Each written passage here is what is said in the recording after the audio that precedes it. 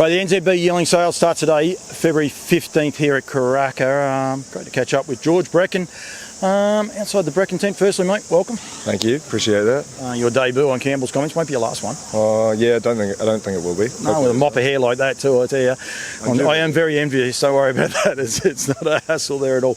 We're going to talk a couple of things, but one, you must be wrapped with how the draft of horses has been turned out today. It's a magic draft. Oh, the draft is amazing. They've done such a phenomenal job with preparing them. I was saying the other day, I think to Nigel, you could race some of them now by the looks of things. It's fantastic. All the bloodlines are really amazing. Yeah, it's been real good. It's actually an exceptional sale. Horses everywhere you look, you hurt your neck because one will walk past and you're like, oh, who's that? So, keep raising the bar. Breckon Farms keep raising the bar as well, and that's what the industry needs to do.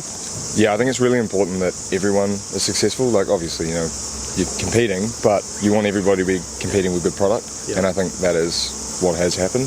There's really, really good drafts, and even with my book and what I'm looking at, I'm going to have to go here, there, and everywhere just to see what I want to see. Yeah, and get you outside of your comfort zone, and we will touch on that in a sec. The right people are here too. The right vibes here. Like, it's got a little bit going about it, hasn't it, this sale? Yeah, there's a lot of people. I think the main thing is intent. There's a lot of people with positive intent around the industry.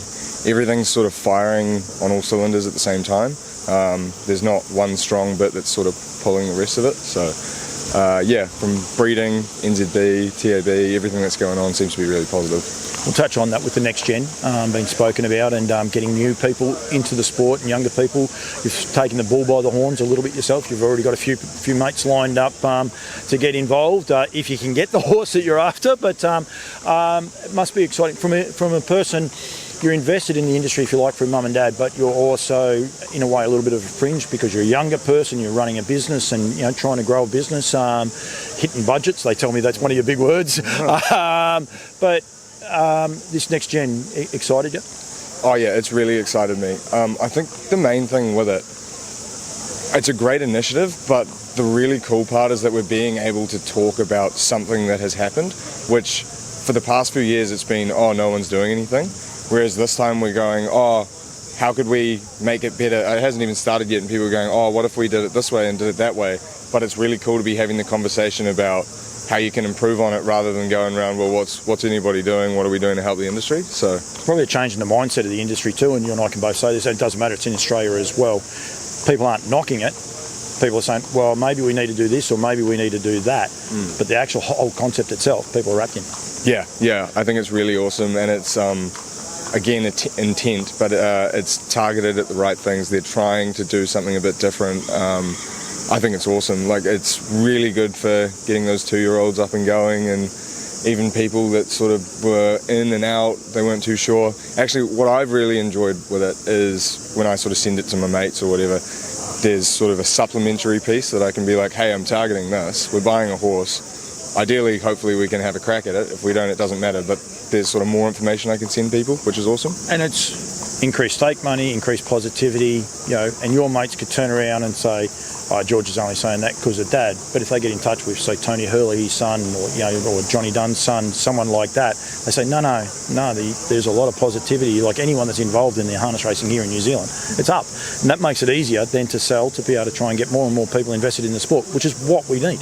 Yeah, it's exactly what we need. 100%. And I think it's not an industry that you can sort of be halfway in either. Like, you can't have one foot in the door and sort of semi-interested. So it's easy to say, oh, he's only doing it because of Ken or whatever. But if I wasn't interested, I wouldn't be here. And you can't haphazardly own a horse or haphazardly go to a race night. You're either in or you're not.